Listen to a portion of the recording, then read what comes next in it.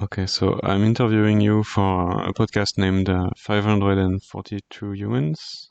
And first question, can you introduce you first? Like, who are you? Yeah. So, hi, my name is Josh. I'm 21 years old. Right now, I am running a business. So, that's where I put my time mostly. Additionally, I like to philosophize and talk to people who share the same views as me and like to discuss topics that are otherwise not discussed very often. Hmm. Do you want to share your location, like where you're from? Yeah, I am from Germany, Bavaria, Mm, and live near Munich. all right. I'm curious about your uh, relationship situation. Like, do you have a partner or kids? Right now, I'm single. Okay. And are you living alone? I live with my family right now. All right. Okay, so next question is, who do you feel right now? Can you repeat that, please? Who do you feel right now? Ah, hmm. Right now, I have to say that I feel overall great, but to some extent anxious because I am confronted with a lot of challenges that require me to leave my comfort zone. I am, as a person, evolving a lot right now, so it's hard to let go of who I was in the past and to become this new person that can manage the challenges that are being put into my path. But I am managing myself quite well. So, yeah, I'm feeling great. Hmm. So, who do you think you were in the past, and who are you? Who do you want to be right now? I grew up in a community that was filled with people that were shy. I had a lot of friends and we were quite open with one another, but we never tried to really go out, talk to new people, make new connections. And now I really get to enjoy the ability to meet new people and form new connections, widen my network. So I am faced with this new version of myself that is way more outgoing, which I am getting used to, as it has never been a really big problem for me, but it is definitely a new facade. Yeah. Hmm. Interesting. Um, so you kind of already talked about it, but I'm curious about what is worrying you the most in general. Mhm. Not that long ago, I was still a student who went not only to school but for a short time also to university. And now I'm really being placed into the whole like life for the first time. And this life requires a lot of things that have not been taught in school or university. So I have to learn and adapt a bunch just by myself. And that is not a problem, but when the path that I'm going forward or that I'm walking on is filled with a lot of uncertainties, I have to choose my steps very carefully. So the the anxiety comes more from my concern of not making a mistake rather than actual fears. I'm just very cautious. Yeah. Hmm. What kind of uncertainties? Can you repeat that? Sorry. What kind? You say the uncertainties, but what Mhm. what do you mean? Like what kind? One big uncertainty that I always have, and that is something that I haven't quite figured out yet, is when there is something I don't know, how can I manage that? And in business, there are so many things you don't know. That's why companies have lawyers, that's why companies have consultants. You are faced with like now especially the whole bandwidth of laws, like everything, especially like in Germany, new laws are added. My mom follows like a few YouTube channels that talk about the updates that are coming in the future, and there are so many like gray spots you have to be careful about. So when looking at law itself, there is so much to be careful about, and that's why there are so many uncertainties. But also in life, like when I try to be the best version of myself, it's always a question of, okay, but how can I be the best version of myself? What does the best version of myself do that I may not do right now? Something that I can still adapt. This is a question that is not easily answered because you're required to find out something you don't know yet. And it's not something I can just type into Google. So it's a journey of uncertainty, but I think that's part of the journey as well. What is your business about? So right now I am having a business together with a good friend of mine whom I've known for quite a long time now.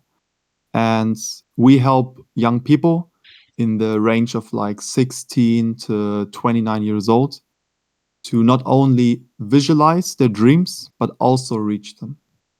And we do that by being by their side and helping them establish the habits and routines necessary to create the life that I've always dreamed of. So it's kind of a coaching system? Yes, exactly. So I have many questions, but I will stick to the line, and when we are done, I will ask my question. I want to know what makes you feel proud?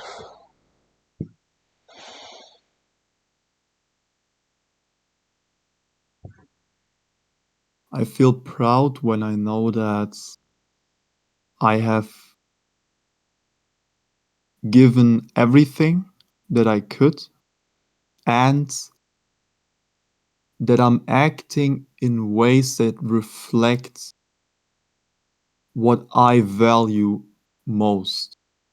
When I show great compassion in times where people would rather show hatred, or when I am passionate about something even though I'm being held back, or when I show when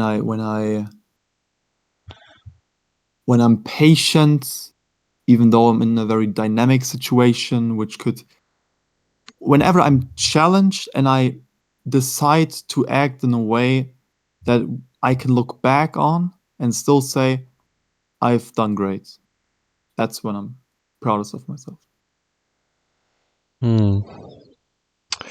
What is the most important in life to you?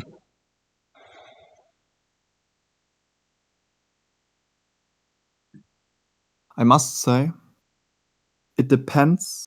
And that's because when I look at what's most important, it's tough for me to have this one thing that is of most importance to me. It's always the question of what is most important for me to focus on right now. And that can vary, of course. So sometimes my highest form of good is to be as productive as possible. Sometimes it is to spend time with the people that I'm close with. Sometimes it is focusing on living a healthy life. When it comes to what is most important to me, Yeah. that's a tough question.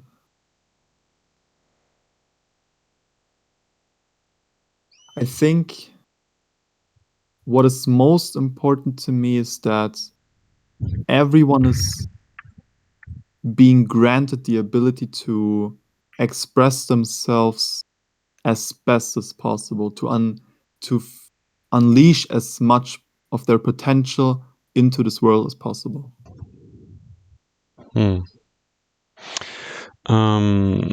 Do you have faith in, like, do you identify to a religion or a belief? It's been a tough discussion that I had with myself.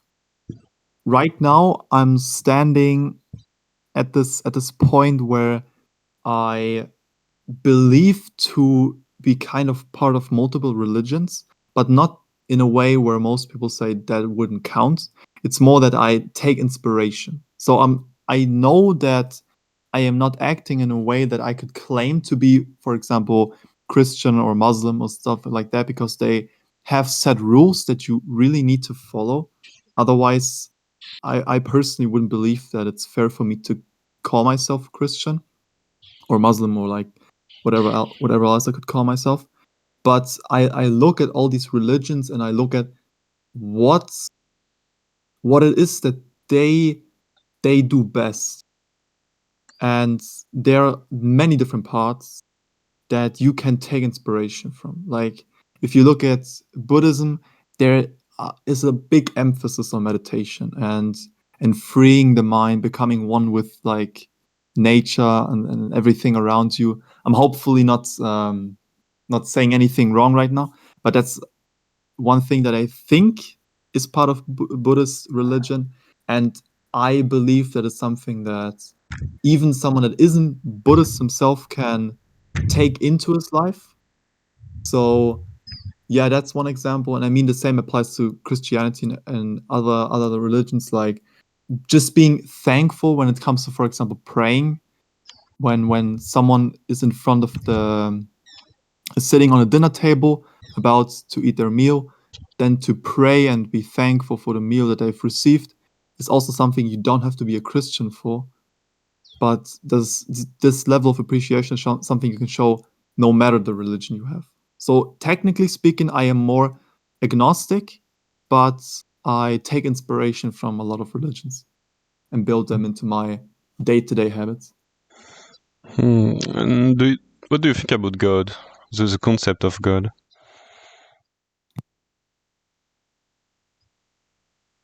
There is a saying that I once heard, and I find it very fascinating because I don't really dig deep into the question of if God is real or not, because if there is something, if it's a thought, material, energy, whatever it may be, if there is something that is capable of influencing people to partake in certain actions that they would otherwise never would have done without the influence, then the influence is real.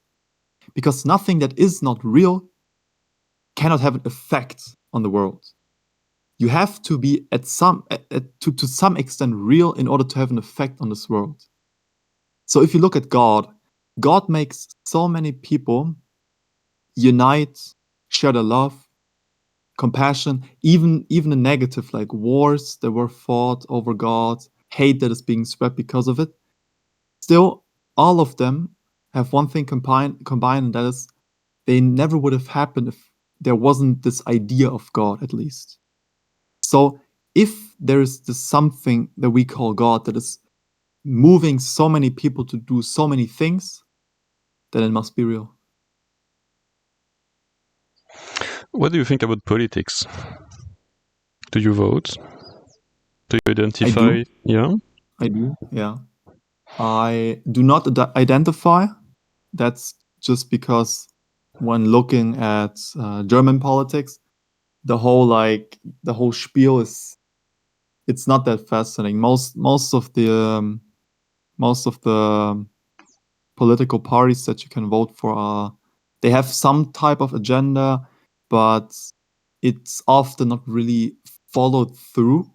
It's quite ironic actually, because a lot of the political parties, for example, we have one that is specializing in renewable energies. At least that's what they claim, which is why they focus on electric cars, for example, to push the idea of like having more electric cars on the roads. But if you look at the system behind electric cars, you will find out that they are not that good for the environment as we may think, because the batteries that are produced for the cars, they produce way more carbon dioxide and other really bad stuff than a normal car that has like the normal engine would produce. But once you use the car, after like 10 years, roughly, if I remember correctly, that's when you break even with the normal cars. But then the question arises, how many people drive their cars for 10 years? Quite a lot, yes, but not all. And I have had a friend who was really devoted to this topic, and he was passionate about it too. And I could tell you, he hated the idea of getting electric cars on the roads. And it's not just him. I mean, he's of course not an engineer yet, but in a broader scheme, it's been discussed a lot that it's not actually the best idea to get electric cars on the road. So again, the political parties themselves, they are not people that represent what I would stand for. So I do vote for what is most fit, but I'm not voting because I think it does any great change. It just maintains the system that we have right now, and the system that we have right now is at least okay. It's not great, it's not bad, it's at least okay. Yeah. You think it's okay? Like, who is it? Like, what is okay to you? So the thing is, I'm sitting here talking to you right now, instead of working in a coal mine or on a field or somewhere else, or being in war, for example. And that's a big privilege.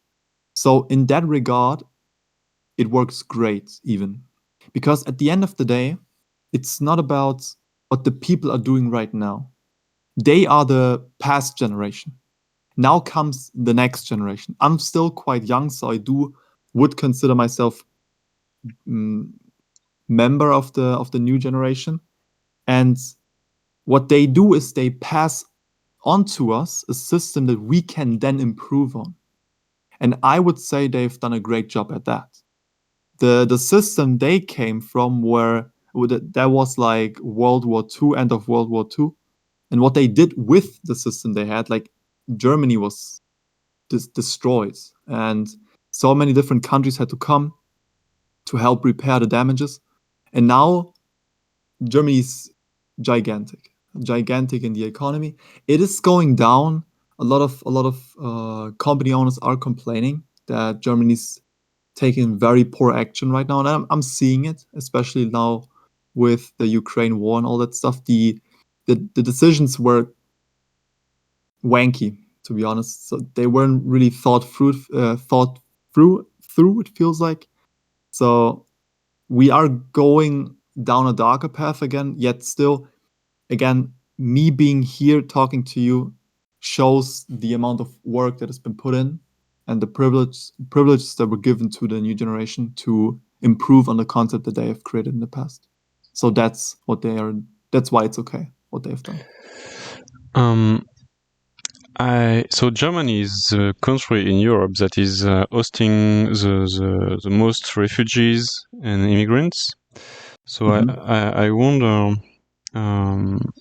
who is the country managing it, and is like, what does people think about, like, is there racism and extreme right government rising, or who is it? It's a good question, because I don't know. I'm quite detached from the overall country, I would say. I'm not really invested in the news, because they don't really help improve my life that much. And personally, I have not encountered any racism. However, I can imagine. I think I've heard from a few instances, but you will always hear from a few instances, I can imagine. Yet it works decently. So I've had conversations with a few Ukrainian people, and as of right now, it doesn't seem like anything too bad has happened to them, at least. Yeah.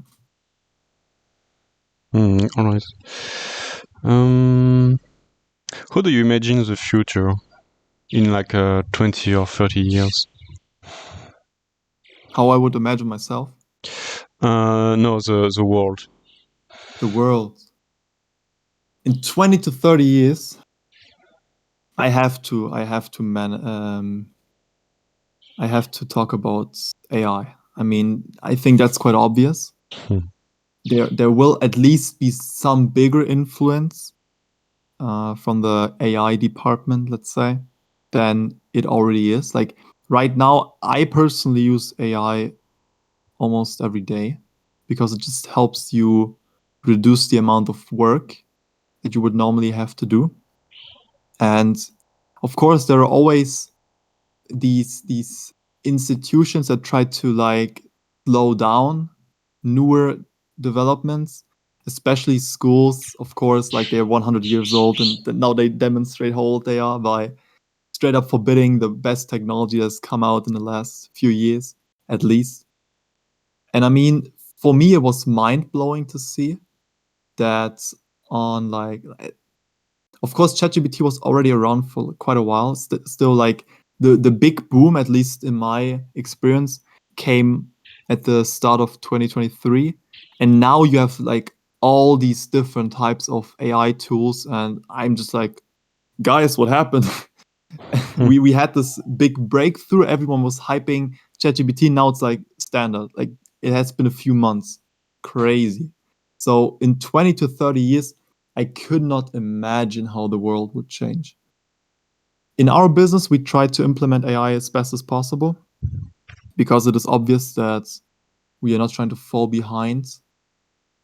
But it's not just going to be AI, I can imagine. Like I have no idea, honestly, how things would change politically.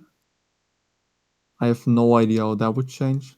20 to 30 years is quite a big time, so yeah, man. I'm quite open to see how it will evolve, but I'm uncertain. What do you think about the younger generation? I must say, I believe the younger generation, me excluded, like let's say people below the age of 16, they hold a lot of potential. I see a lot of them are very smart already. Just what they lack, at least that is what I'm seeing, are mentors, people that help them walk the right path. So many of them have great capabilities to achieve so many things in life, yet they focus their time on spending as much time with people that don't really help them become better in their lives, who focus on looks and your clothes more than your IQ, your intelligence in general, or how much you care about them, for example. So I believe we do lack mentors, people that help you understand how much you're capable of. We have a lot of them already, especially through the internet. Still, it's not that easy to find them because for every mentor you could find, there's also like a bad influence, let's say. A bad influence? Like what do you mean? What would be a bad influence? I don't want to judge people, but when we look at things objectively, a good example is when you talk about Andrew Tate. For some people, he's a mentor. For some people, he's the exact opposite of a mentor. So you have one person that combines like both traits, because some things he says are correct. We should work out. We should focus on ourselves. We should focus on like growing our wealth and becoming people that actually have influence over our own lives, and not just people that are controlled by others. That's obvious. It's obvious. We should all have control over our own lives. Yes, obviously. Yet then there are like other people who focus more on like OnlyFans women and living a very sedentary lifestyle, and then they stream themselves doing it. So you have good influence, you have bad influence. It always depends. What is the biggest challenge you had to encounter in your life? I must say, in my personal experience, I would not say that any challenge that I've faced was a great one yet. I think my biggest challenges are yet to come, but that could also be my subjective experience. And that's because I have done things that are normally considered tough, but I've never considered them tough. So finishing school on a very good grade was something many people have struggled with, whilst I had it easier. I had it easier. It wasn't. I mean, I rarely studied, and yet I was like near top of my class. And especially when it comes to, for example, giving up on a university to start a business, that's also something that people say is a very tough decision. But when I found myself in the predicament, I simply asked myself the question, what do I want to do with my life? And the answer was clear. I want to do the most that I could possibly do. And when I imagine myself going through university, finishing physics, my physics degree, what options would I have had? I would have had the options to work in physics, of course. I could have also worked like different jobs, but if you study physics, might as well use the degree you get. But then I'm stuck. I'm simply employed as a physicist. If I like find a breakthrough and invent a new technology, great.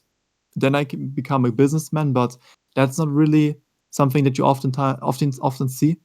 So let me rather focus on creating my own business right now. And if I don't make it, I'll just work somewhere. I still got my I still finished school, so I'm still open to like a lot of job possibilities.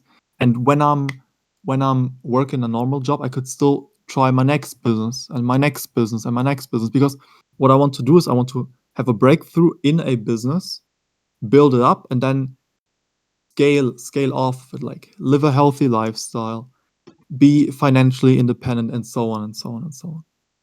So again, I don't think that I've had any really great challenge yet. I've had a few, but I think my biggest ones are still to come. Okay.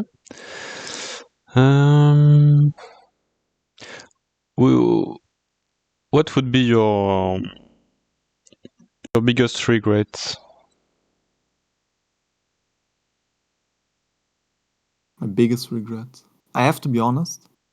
I have absolutely no regret. And that's because I once heard a saying that went along the lines of, you either did it right or you learned how to do it right next time. And that's why I do not feel regret for anything in life, because I cannot be perfect. I cannot. So I either do something right already or I learn how to do it right the next time. And it's been true all the time. I don't regret anything. What kind of people you like the least? Maybe you hate. Like the least. I wouldn't say I hate anyone, especially now that I have come to see a few phrases of Vinland Saga, where it's been said, I have no enemies. So I wouldn't say I hate anyone. People that I like the least, I would say, are people that are not willing to try. I have no problems with people who maybe don't know how to do something, who are like a bit foolish. I don't care. At least they should try. They should be willing to try and give everything they got, even if what they got is not that much. That's okay. But if there is someone who's not willing to try, who gives up before he even has one attempt, that's a kind of behavior I don't like to see in people. What do you think would make the world a better place? Many things. I mean, if I were to go out right now and give someone a compliment, the world would be a better place because I made someone happier than they were before. So there are many things that can make the world a better place. I mean, or just doing one push-up, then you are healthier than you were before. This would also make the world a better place, because we're all connected, and if you're doing better, then I'm doing better, because the world that I live in is now better because you're better.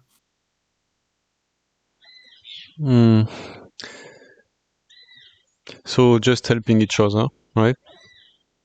Yeah. What is motivating you? Like when it's hard to keep going, when you feel low?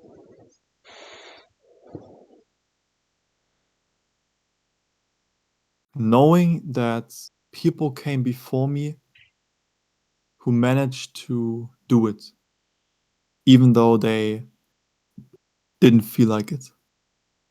I especially find myself in situations where I might not want to do something. For example, I go for a run in the morning, and on top of that, I do an ice bath after I've gone for the run. And that's like the last thing you want to do after getting out of bed. So I oftentimes catch myself not wanting to do it. But then I remember something that David Goggins was talking about, who's known for being the one who takes a lot of runs that he personally also doesn't like. And he just said sometimes he finds himself in a situation where he just sits there looking at his running shoes for 30 minutes straight, because he knows he does not want to go right now. But then he looked at the interviewer and said, "But guess what? I'm gonna do it anyway." And that's a difference maker, because not wanting to do something should never be a reason for me not to do something. Because why should I want to do something? This is a philosophical question that I've been asking myself a lot, and that is, we talk about, yeah, I don't want to do this, I want to do this, but why should a want decide what I'm doing? Why shouldn't what's right for me decide what I'm doing? Why does it have to be what I want to do? Because I know after I've gone for the run, I feel great. Just that before I go for the run, I don't feel great. But why should that decide how I act? I'm asking myself this question a lot, and these are the types of mentality that I use to stay motivated, even though sometimes I don't feel like it.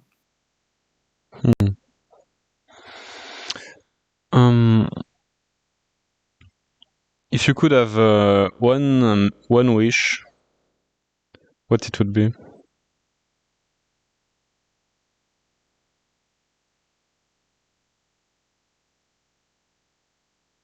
For my life, just to remain as it is right now.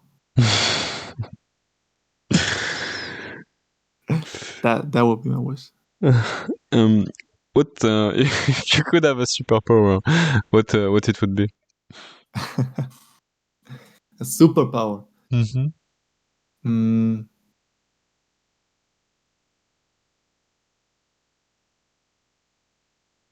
I have to be honest. I really like the show Naruto, and I enjoy the chakra system in the show Naruto.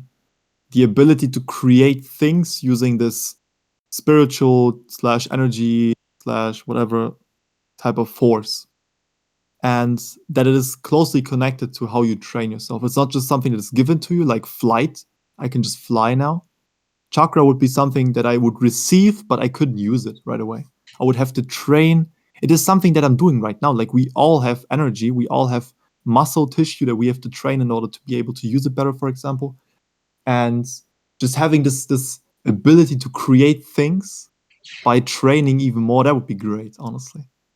I would love to go for my runs even more, knowing that I could train even more than just my muscles, for example, or my lung capacity. What is the best human quality to you?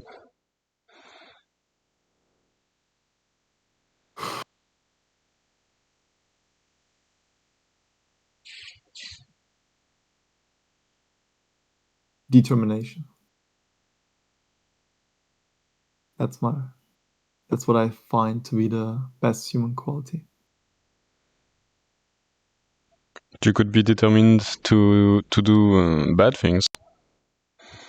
You could. But this is also the challenge that we are tasked with as human beings. We were given the potential to create good in this life or bad. I would never try to take this away from us because it is inherent to this world, dualism. Mm. Without it, we wouldn't be in this world because we means there is something that we are not. Therefore, again, being dualism. If dualism and therefore good and bad, for example, would not exist, then we would also cease to exist. But yeah, determination, because people like to give up on things quite easily, even though they had the chance to do something no one has ever done before. This is why there's a saying that if you're looking for the greatest ideas, go to the graveyard. There they are buried with the people who have never followed them. Yeah, that's why I like people who are very determined. Is there something that is inspiring you? Yes. I take a lot of inspiration from ancient philosophers like Marcus Aurelius or Epictetus, or so many more. Like, these are just 2 out of thousands of great minds of the ancient past. And especially now, where I really have gotten to terms with the fact that people like Marcus Aurelius, who was the Roman emperor, wrote small texts to himself, talking about how he needs to get up in the morning to do what is his human job and not to remain in the bed even though it's comfortable. You have to look at the proportions. You talk about a person that owns a large chunk of this world, like Roman Empire, huge, and he has access to so many things, yet he is this guy that, like everybody else, just has a problem with getting up in the morning. And it inspires me because, again, he was the Roman emperor, and I'm just this guy sitting on my desk and trying to figure out life. Still, we are connected with these simple things, these simple tasks, such as waking up in the morning properly and not just laying in bed for like 30 minutes or so. And that inspires me because it gives me the hope of achieving great things as well in my life. So you, at the beginning, you mentioned uncertainties and things that you don't know. So I wonder, how do you deal with the things you don't know? Honestly, you got to wing it.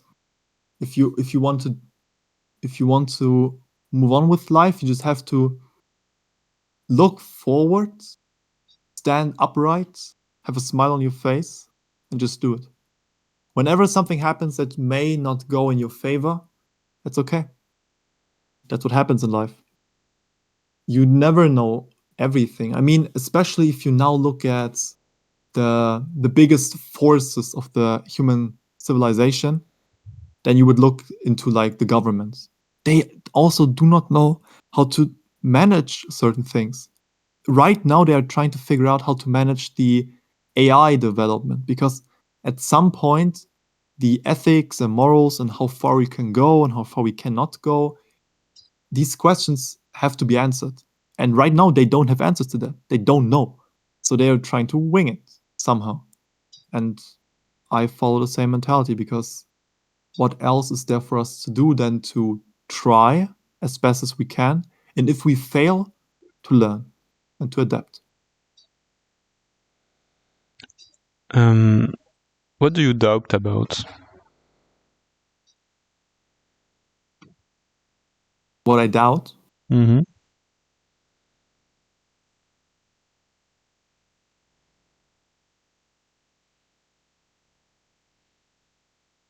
Technically speaking, nothing. But it's like your natural tendency, because you've been raised this way, is to be doubtful, question yourself, question if you can make it or not. But I know why it's important for me to never doubt myself. Because what doubting does is it just questions what I am doing and if what I'm doing is right. And that is not something bad. But the process of questioning my path and if it's the right path for me to take, this should have already been done before I've taken the path. I should have already sat myself down and thought about, how am I going to make this? Is this going to work out or not? Does that make sense? Is that possible? And then I move on. So doubt along the way should not be there. And this is why I'm trying to never doubt myself. And whenever it comes, which is something it does come sometimes, I am using breathing techniques to help clear my mind once again. So how do you know you're going the right path, like doing the right thing? I don't. Mm-hmm. I don't know. I can only hope. I can only hope. Why do you think doubt is a good thing? Doubt is just another form of being cautious, because you're trying to make sure that what you're doing right now is the right idea. Like if you're in a swimming pool and then you climb up like the ladder because you want to jump down from this tall tower, which I can't name right now, and then you're looking down and you see how deep it actually goes, then you start doubting yourself. Should I actually jump? I don't know. I don't know if I can handle this. It's too high. All these thoughts come up, and the only reason why you're doubting yourself is because you're unsure what might happen, and that's okay. That's a safety mechanism, because yeah, you don't know. If you would know, you could just answer like, I don't know if I can make it. Yeah, but I just jumped off, so I know I can make it. This would eradicate doubt instantly. But because you don't have an answer, you start like adding up all these questions that you cannot answer. And then the question remains, are you willing to figure out if you can do it, or are you not? I have times when I want to go into the ice bath, and then I start doubting if it's actually something that I can do right now. Is the water warm enough for me to like actually make it home, or will it be too cold? Can I really maintain this routine of going into the ice bath? Is it something that I can do? Like all these questions. And in that situation, I'm just simply, I know that I have no answer to that. I don't know if the water is too cold today. I don't know. But I am willing to figure it out. I am willing to go into the water and to see if it's too cold today. And that is how my doubt disappears. So I see why doubt is important, but I also see why I need to let go of doubt more often than not. What do you think is the worst flaw of human? Worst flow? Yeah, like the worst default, like the opposite of equality.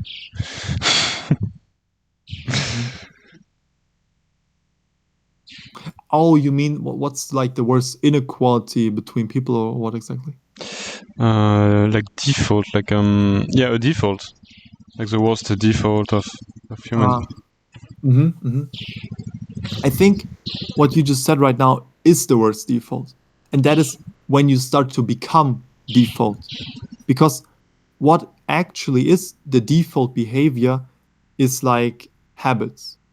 But if you as a person don't have any habits, like for example, if you have a sleeping habit and you go to bed at like 10 p.m., let's say, and you wake up at 6 or 8 a.m., whatever, and that's your habit, and then you start to default, you would still go to bed at 10 p.m. and wake up 6 to 8 a.m., whatever. And that's okay. But most people don't really have those established habits, which is why they often need to put in their focus and attention and mind into their actions. Otherwise, they would default into the old habits. And what are the old habits? What their body is telling them. Right now, I'm feeling like eating sweets, and that's why I'm going to eat sweets. I just want to stay up late today because I'm not tired. That's why I'm going to stay up late today. If they don't have any strong habits, whenever they start to default, their body will take over. Their instincts, their needs, their desires. And that itself is, I think, the worst state you can be in. So it would be like the lack of determination. And yeah, it takes a lot. Like it's often also a question of willpower, focus, of empathy towards yourself. Many things play a huge role. Yeah.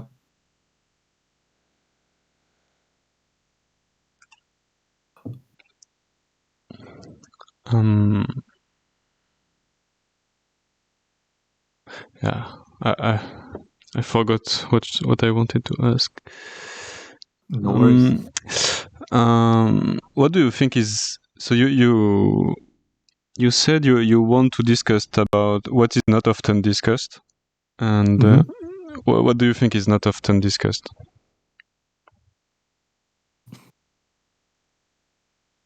That's a good question, because whatever I could say right now, someone else could say, yeah, but I'm discussing that. So is it really not often discussed? I think, especially what I have noticed in my own personal experience, is whenever you try to really go into a topic and you try to question, let's say, a legitimacy of a claim, and you really go into what the claim is actually talking about, then people like to cut discussions off. They're like, okay, yeah, whatever you're saying is sure, it's a good question, but it's getting too complicated for me. Not many people like to have very deep discussions. Some do, yes, but again, whenever you try to like really go into a conversation, and you're willing to look at the details, for example, okay, we've talked about pain, but what exactly is pain? Let's look at a definition, and then let's set up a basis on which we can argue, and so on and so on and so on. It becomes very theoretical, and you do need a lot of brain power in order to process everything that's going on. It's oftentimes a challenge to follow along when I'm in a discussion like that. But yeah, I mean, it doesn't even have to be a specific topic. You don't have to talk about like death or life or like the purpose of life. No, sometimes it could just be, why is it that when we look at the sun, when it's rising, for example, we're just mesmerized? But then you could say, yeah, because the sun looks good. Yeah, but why does it look good? What doesn't make it look good? It's just floating, and then starts to get like really detailed. And yeah, these are like the types of discussions that I personally enjoy, but not many people are able to like have those discussions because their mind may be somewhere else at the moment. So I assume you are curious about like what is beyond our perceptions. So if we had a different perception, what do you think we could what would change? That is a good question, because we are very limited in what we can perceive in this world. Alone, when you look at the electromagnetic waves, we can only perceive a very small amount of them. Like, for example, we could potentially have developed ways in which we can see heat, but we can't. And I can imagine that that's a good reason, because if you were able to see heat, you would see so many like colors disappearing and traveling everywhere. That would blow my brain away personally. So I think that what we can actually perceive makes the most sense, because whatever we could otherwise perceive wouldn't really be helpful. I have heard that if you take certain drugs, that your limiters, which are like put in place by your brain, are like kind of turned off, let's say, and you start to see more colors, and things become very vibrant, and you see things you've never seen before. You feel things you've never felt before, and that's because our own brain limits us in many ways. It limits us in many ways, not because it hates us, no, but because the things that it's trying to avoid us seeing are things that would just unnecessarily confuse us. I think it probably has been like a survival mechanism to make us perceive things like the colors that we see, the things that we smell, the things that we hear. But there are a lot of different things that, like, for example, birds, I think, are capable of like yeah, they no, I know sharks, I believe, they have an organ that can sense electricity in the water, for example. That is something that we cannot do. Sense electricity, right? Like we can get hurt by electricity, but we can sense it like that. So yeah, some animals need it because it helps them to survive. Some don't, and we are a species that doesn't need that, for example. But it's still a blessing for us to have all these different types of perceptions, like sight, to be able to smell, hear, and so on and so on. Yeah. How would you? So it's totally off topic. How would you define the German mentality? The German mentality. It's very small-minded. When I talk to Germans, they never really have this big plan. They always look for like the next step. And that is okay. I personally don't think that it's bad. It is practical, which is something I think German people are known for, to be like very practical people. But what happens is when they turn old, or when their life starts to stagnate because they work this job that they've worked for like multiple years now, then they don't have an answer to the question, okay, but what am I going to do next? Because they only knew, okay, I'm going to school, I'm trying my best in school, then I get a job, and then I like kind of build my life, kind of like I get an apartment, a house, whatever, and then I like meet a few people, get a boyfriend slash girlfriend, whatever, and then they kind of lose themselves. And I have heard that a lot of like people that don't know where to go with their lives, and I can count myself as at least somewhat blessed, because I've been taught through many different media, especially, that there's more to life than just like the next step. I have a whole life to live. I don't need to plan out everything, no, but it's great to have an idea in which direction I would like to go. And I've heard that. I've heard that my mentality is pretty different from most people, because oftentimes when like older people ask me, older people, I mean like people like 5 years older than me, ask me, what are you going to do? What is your plan?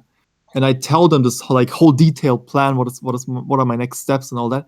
Then they're like, wow, I've not heard of anyone that has like this detail of a plan. They mostly just say, yeah, they're going to study somewhere, and then like, okay, but what? And then they don't have an answer to that. So yeah, most people in the German mentality is pretty much in the moment, in like in the here and now, trying to enjoy the moment, not really trying to figure out the next like 10 years of their life, for example, or how they are going to manage certain problems that might come up in the future. What would be a default for you? Like your own default, your worst default? My own default? Yep. I think my own default, I would definitely do a lot less than I'm doing right now. So a lot of the like routines that I'm actively doing right now, I think I wouldn't follow through with them, because once I default, I'm not. I was about to say that I'm not really disciplined, but that's not true.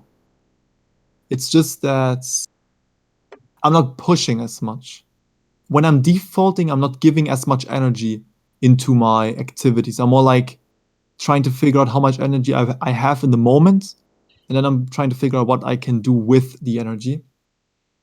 But when I, for example, don't have the energy for a run, then I wouldn't do it. I think that would be the default. But it's not that bad. I just have the potential danger of breaking a few habits. But otherwise, I would still do most of the things that I'm doing right now. Yeah. So you think you like determination? Like you sometimes you don't stick to your habits. Mm-hmm. Yeah. So, yeah, that's true.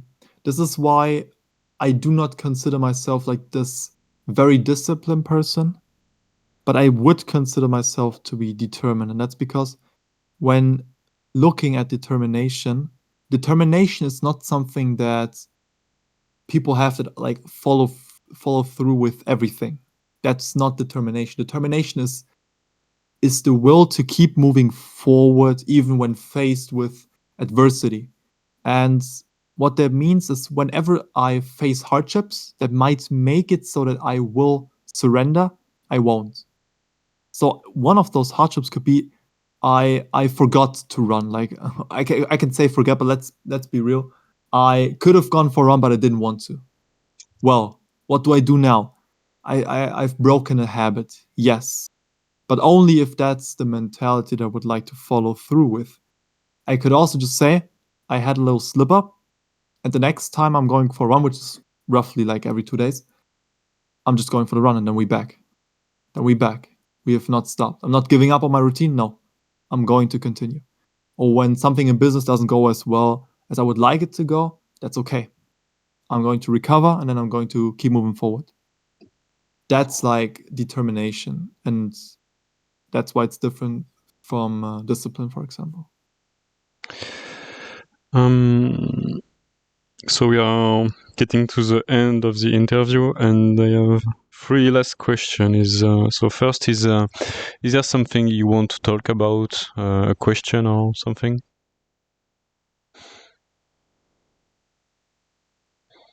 I would like to think about that for a second, okay?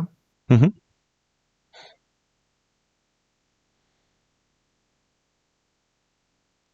Like a question that I can ask you? Yeah, or a topic you want to discuss. Mm-hmm. Mm-hmm. Something you want to talk about.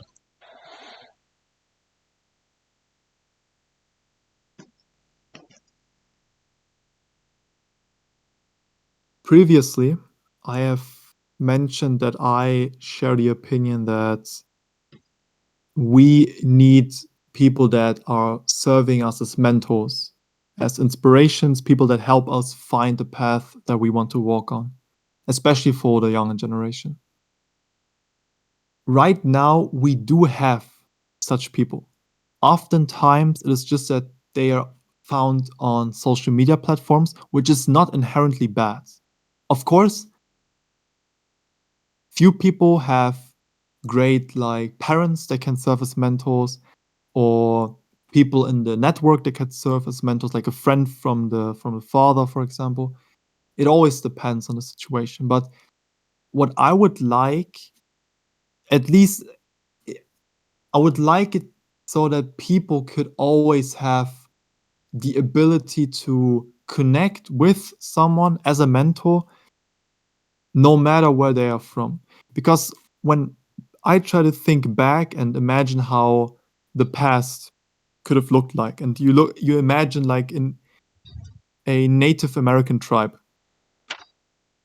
then the eldest people, they were considered the wisest. The elders of the tribe were considered the wisest, and the younglings could then have looked up to them. So when they were, in this case, looking for mentors, they had them in their tribe right away.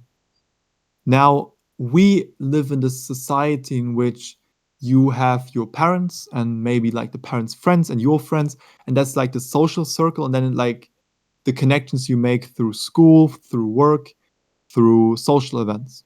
But we are not really this big tribe anymore that we have been in the past. This village that knows each other well, where there could always be a mentor, at least to some extent. How would you solve this, let's say, problem, if you would solve this problem?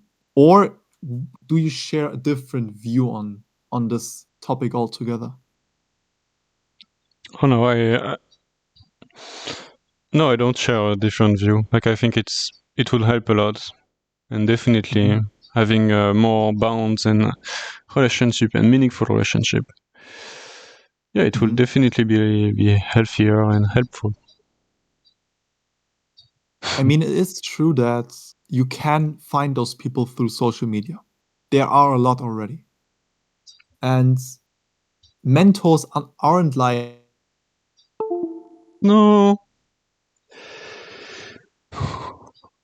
and look up to find a way to design your own life, to kind of take inspiration from. Yet I'm not quite sure if that is enough to have them available on social media, because you only have a chance, you only have a certain chance to find them. It's not guaranteed. And what happens is when you don't find those people, then you lack direction in life. And many people do lack direction in life. So do you see a possibility in which mentors can become more easily accessible, let's say? Yeah, there is many possibilities through internet or through real life. I was thinking about schools. Yeah. Yeah, many possibilities. Could be like a national mentorship. Yeah. I mean, if you're talking about it, what I'm seeing right now is, for example, the possibility for you have this class of 20 people, and 5 of them are really interested in physics. Now they have this mentorship, as you mentioned, and there is this physician who has, sorry, not physician, a physicist. And then there is this physicist who has a lot of experience in his field. He comes to the school and he teaches those people. So these 5 students from one class, let's say like 4 students from another class, and so on, they go into the room and then they can just talk to this person. That alone could be a great help for the younger generation to be guided by people who have already experienced what it's like to become a physicist, for example. And then 5 other people can go to the guy who studied math and has become a mathematician, or someone who's done biology or whatever, sports, you name it. That is something that's not as often done, at least not where I'm from. Is there a book, a movie, a channel, or something you would like to recommend? Like a book that changed or influenced you in a lot? For every person on this world, I would always recommend the book 48 Laws of Power, because power, as energy and matter, it is a system in our world that we all abide by. And power is not something bad. Power only gives you the ability to influence the outside world. So to be a human that can sense things and, for example, push things around, gives you power over something like a worm, just in size and strength alone. But power is so much more than that. And understanding the thin layers of power dynamics in our current system is pretty much timeless advice. And it shows you and gives you a greater perspective on why things are done the way they are. Yeah, that's my recommendation. So last question. Would you have an advice, a message in a bottle for the younger generation, for the generations that are yet to come?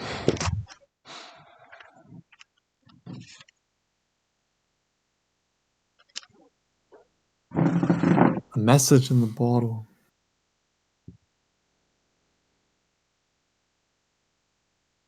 Yeah. Above all, learn first to truly think for yourself, to think critically. Everything else in life will follow from that. All right. That's my advice. Then it's done. Thank you. It's been a pleasure. Thank you for having me.